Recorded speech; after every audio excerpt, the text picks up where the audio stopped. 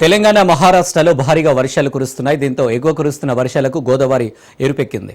వరద నీరు భారీగా రావడంతో ధవళేశ్వరం బ్యారేజ్ వద్ద 175 గేట్లు ఎత్తి 170 క్యూసెక్ల వరద నీరు సముద్రానికి నీళ్లు వదులుతున్నారు ఇరిగేషన్ అధికారులు. ధవళేశ్వరం సర్దార్ కాటన్ బ్యారేజ్ వద్ద ప్రస్తుత పరిస్థితిపై మరింత సమాచారం మా ప్రతినిధి మోహన్ అందిస్తారు. ఎగువన కురుస్తున్నటువంటి భారీ వర్షాలకు గోదావరి ఉడకలెత్తుతుందని చెప్పుకోవాలి. ప్రస్తుతం మనం ఇక్కడ ధవళేశ్వరం వద్ద ఉన్నటువంటి సర్దార్ కాటన్ బ్యారేజ్ వద్ద ఉన్నాం. ఇక్కడ చూసుకుంటే మనం ఈరోజు ప్రస్తుతానికి అధికారులు చెప్పిన అంచనాల ప్రకారం 170,000 క్యూసిక్లు 175 గేట్ల ద్వారా వదిలి పూర్తిగా కూడా సముద్రంలోకి విడిచిపెడుతున్నారు. ఎందుకంటే ఇక్కడ ఆనకట్ట కూడా చాలా మంది చాలా డౌట్స్ చెప్తున్నారు. ఇక్కడ ఉన్నటువంటి సిచ్యువేషన్ మనం చూసుకోవచ్చు. పూర్తిగా ధవళేశ్వరం బ్యారేజ్ వద్ద ఎంతవరకు వాటర్ వెళ్తుంది, 175 గేట్లు కూడా ఇన్ని ఓపెన్ చేసి ఎలా వెళ్తుంది, మనం రెగ్యులర్గా చూసేటప్పుడు మనం చూసుకోవచ్చు. గోదావరి ఏ కలర్ ఉంటుందో ప్రస్తుతం మనం గోదావరి ఎర్ర గోదావరి అని పిలుచుకుంటారు ఇక్కడ గోదావరి జిల్లా వాసులందరూ కూడా. ఎందుకంటే మహారాష్ట్రలో కురుస్తున్నటువంటి భారీ వర్షాలకు గోదావరి ఎక్కడ పూర్తిగా ఉరకలెత్తుతుంది. అలాగే ఏజెన్సీ ప్రాంతాల్లో కూడా పూర్తిగా భారీ వర్షాలు కురుస్తున్న నేపథ్యంలో ఇక్కడికి ధవళేశ్వరం బ్యారేజ్ వద్దకు ఎక్కువ వాటర్ వచ్చి స్టోరేజ్ అవుతుండడం జరుగుతుంది. అయితే అధికారులు ఈ ఆనకట్టకు కొన్ని మరమ్మతులు చేస్తున్నారు. ఈ ఆనకట్ట వీక్గా ఉందనేది ఒక సోషల్ మీడియాలో ప్రచారం జరుగుతుంది. ఈ నేపథ్యంలోనే అధికారులు కూడా ఆ దిశగానే ఎక్కడా కూడా వాటర్ని స్టోరేజ్ లేకుండా ఎగువ నుంచి వస్తున్నటువంటి వాటర్ని పూర్తిగా సముద్రంలోకి వదులుతున్నారు.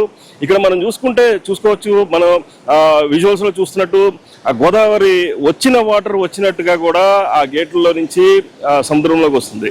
ఈ నేపథ్యంలోనే మనం చూసుకుంటే పైన ఉన్నటువంటి లంక గ్రామ ప్రజలు ఏదైతే కోనసీమలో ఉన్నటువంటి పూర్తిగా లంక గ్రామాలు అన్నీ కూడా ఈ ముంపునకు గురయ్యే అవకాశాలు ఉంటాయి.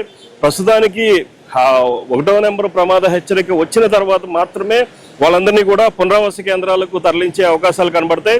ఇప్పుడు మాత్రం ఏదైతే ముంపు ప్రాంతాల్లో ఉన్నటువంటి మరీ లోతట్టు ప్రాంతాల్లో ఉన్నటువంటి వారందరినీ కూడా కదిలించే పరిస్థితి ఉంది. అయితే లంక గ్రామాల్లో కూడా మత్స్యకారులందరూ కూడా భారీ స్థాయిలో ఉన్నటువంటి ఈ లంక గ్రామాల్లో ఉన్నటువంటి పూర్తిగా మనం గోదావరి లంకల్లో చూసుకుంటే ఆ లంకల్లో ఉన్నటువంటి వారందరూ కూడా మత్స్యకారులు, వీళ్ళందరూ కూడా ఎర్ర గోదావరిని బేస్ చేసుకొని చాలా పెద్ద ఎత్తున ఆశలు పెట్టుకుంటారు. ఎందుకంటే ఇప్పుడే ఆ గోదావరిలో అతి ముఖ్యమైన పొలస చేప వచ్చే అవకాశాలు కనబడుతున్నాయి. మనం చూసుకుంటే నిన్న ఎర్ర గోదావరి స్టార్ట్ అయింది. నిన్ననే ఆ యానము వద్ద పొలస దొరికినాయి, ఒక 4 పొలస దొరికినాయి అని చెప్పేసి ఇప్పటికీ కూడా మీడియాలో కథనాలు వచ్చినాయి. అయితే మరి మనం ఇప్పుడు చూసుకుంటే ఇక్కడి నుంచి చాలా భారీ ఎత్తున ఈ పొలస కూడా వచ్చే అవకాశాలు కనబడుతున్నాయి. ఎందుకంటే గోదావరి వాసులందరూ కూడా ఈ పొలస గురించి వెయిట్ చేస్తూ ఉంటారు. పుస్తలు అమ్మైనా సరే పొలస తినాలి అనేది ఒక సామెత ఉంది. ఆ సామెత ప్రకారమే ఖచ్చితంగా ఇక్కడ ఈ పొలస చేపల గురించి ఎర్ర గోదావరి రాగానే ఏదైతే చేపలు నాన్ వెజ్ ప్రియులందరూ కూడా దాని గురించి వెయిట్ చేస్తూ ఉంటారు. మనం చూసుకోవచ్చు ఇక్కడ లోతట్టు ప్రాంతాల్లో ఉన్నటువంటి లంక గ్రామ ప్రజలు కావచ్చు, అలాగే ఆ పోలవరం వద్ద ఉన్నటువంటి కడెమ్మస్ లూయిస్ దగ్గర ఉన్నటువంటి 18 గ్రామాలకి కూడా పూర్తిగా రాకపోకలు బంద్ అయ్యే పరిస్థితి ఉంది.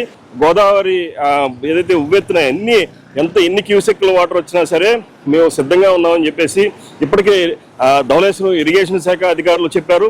ఈ నేపథ్యంలోనే మనం చూసుకోవచ్చు పూర్తిగా అధికారులు అప్రమత్తంగా ఉన్నప్పటికీ కూడా కొన్ని చోట్ల లంక గ్రామాల్లో కొన్ని ప్రమాదాలు జరుగుతున్నాయి. వాటిని ఈసారి అయినా సరే ఎటువంటి ప్రమాదాలు లేకుండా చేస్తారేమని చెప్పేసి అధికారులని మనం చూద్దాం.